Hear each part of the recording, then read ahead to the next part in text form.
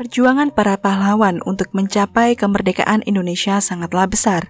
Perjuangan dimulai dari perlawanan tiap-tiap daerah yang ternyata banyak menimbulkan kekalahan.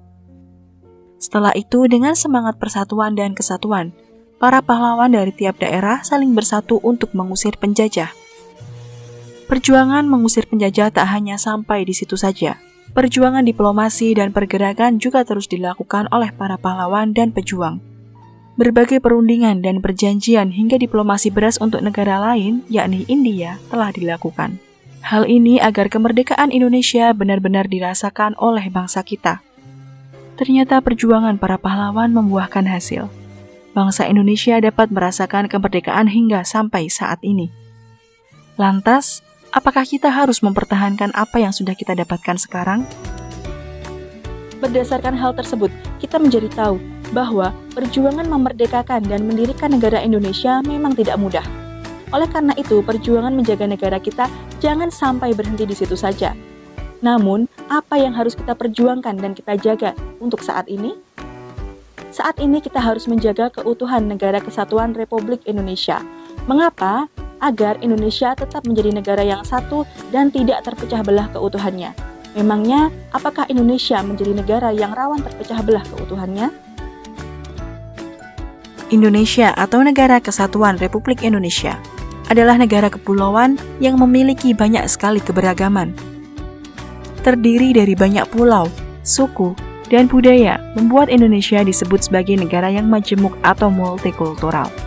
Tak hanya berhenti di situ, negara kita juga memiliki sumber daya alam yang sangat banyak, sehingga apabila negara Indonesia tidak kita jaga, maka akan membawa banyak kerugian pada bangsa Indonesia. Kemerdekaan yang telah diraih harus dijaga dan diisi dengan berbagai hal untuk mewujudkan tujuan bangsa dan negara Indonesia sebagaimana tertuang dalam pembukaan Undang-Undang Dasar 1945. Sehingga semua warga Indonesia mempunyai kewajiban untuk menjaga keutuhan tanah air Indonesia. Salah satu cara untuk menjaga Negara Kesatuan Republik Indonesia adalah dengan menjaga dan mempertahankan persatuan dan kesatuan. Persatuan dan kesatuan NKRI sangat penting, sehingga kita perlu menjaganya dari berbagai konflik yang dapat memecah belah bangsa ini. Indonesia menjadi kuat ketika setiap suku, adat, keyakinan, kelas sosial, dan budaya yang berbeda dapat hidup berdampingan di tengah keberagaman.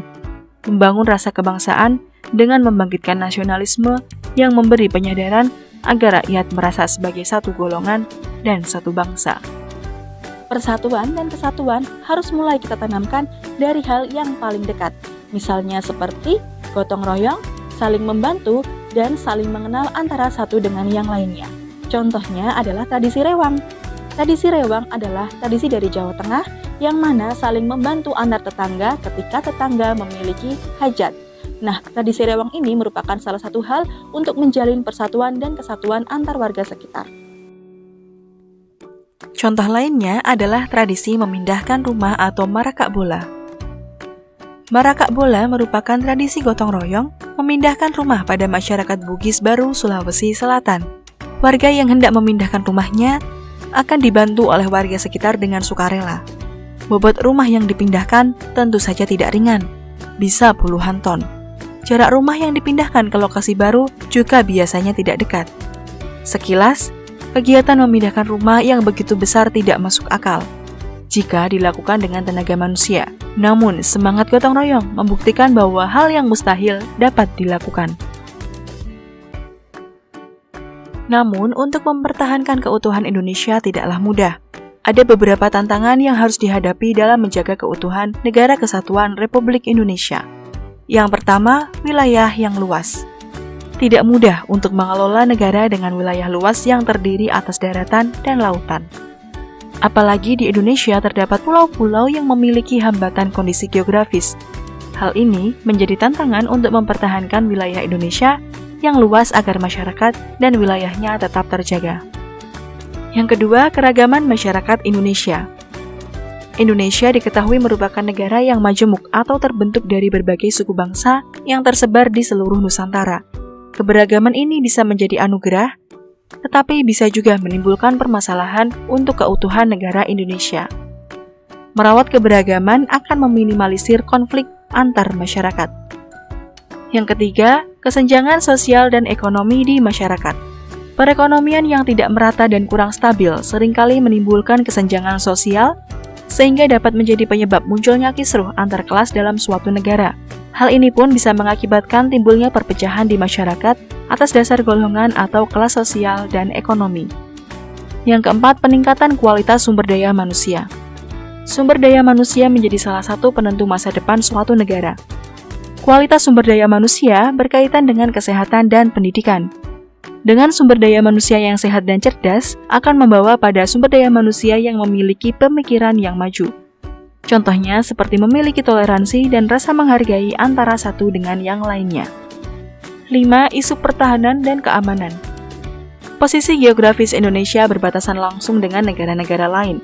Di sebelah utara, Indonesia berbatasan dengan Malaysia, Singapura, Vietnam, Filipina, Thailand, Palau, dan Laut Cina Selatan.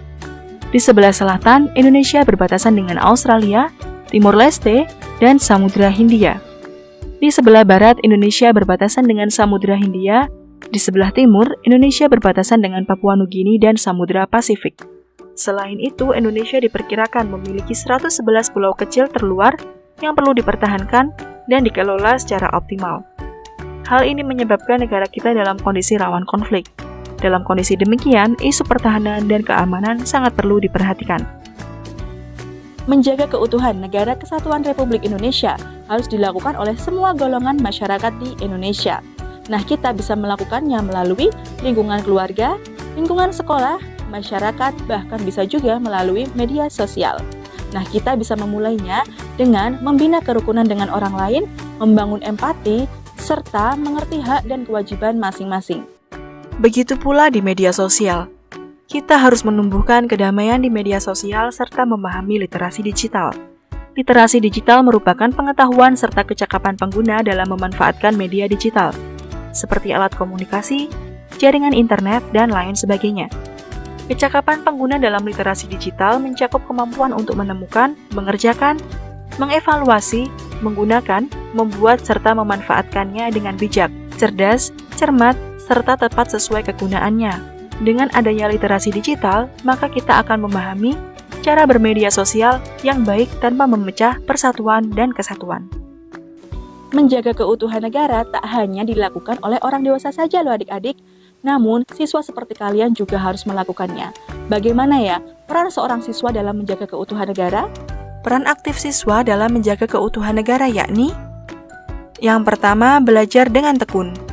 Yang kedua, meningkatkan kapasitas diri di berbagai bidang. Yang ketiga, aktif berorganisasi. Yang keempat, aktif membantu pihak yang kesulitan. Yang kelima, memperluas pertemanan dengan teman yang berbeda suku, agama, dan kelas sosial. Dan yang terakhir, menjaga alam dan lingkungan sekitar.